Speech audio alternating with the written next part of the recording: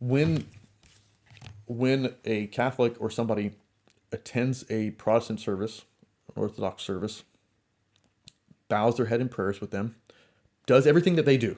Like he goes there and pretends like he's, does everything that the service has going on. What he's doing is he is engaging in false worship, and he's professing that worship by his actions. His actions are professing that faith, and therefore his actions are denying the true faith. He is by publicly rejecting the true faith, by outwardly in, by outwardly doing the worship of a false faith. That's what Bishop Hayes is saying here. And that's why it's so egregious. Because outwardly he is denying Jesus Christ and denying his Catholic Church by doing those actions, by doing those things. Okay? He says here, and Bishop Hayes says that, says, because he positively professes a false religion, he denies the true religion of Jesus Christ before men. Okay? And therefore must expect to be denied by him at the great day. As we learn from the principles that Jesus said, if you deny me before men, I'll deny you before my Father in heaven. So those people that out of fear, go to these false houses of worship and pretend to be what they are so that people don't know that they're Catholic, so they do not get persecuted.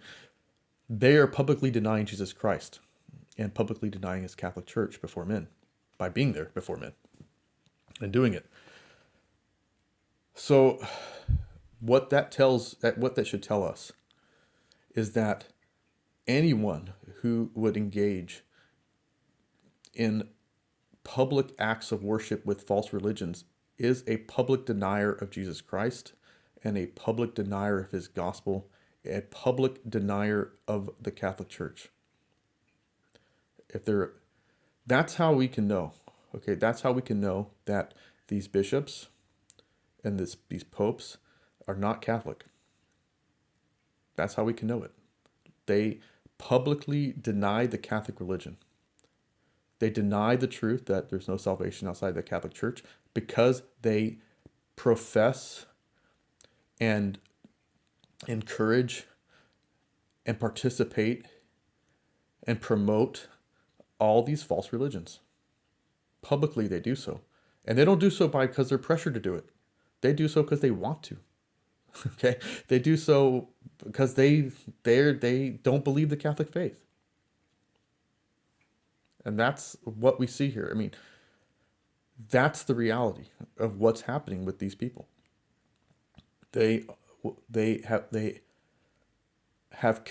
committing public apostasy because they've abandoned the true faith by professing and participating and engaging in these ecumenical activities. They're public. It's a public mortal sin against the first commandment to do this. That's how it's been looked. I mean, that's what it is. And that's not just Pope Francis, but Pope Benedict did the same thing. John Paul II did the same thing.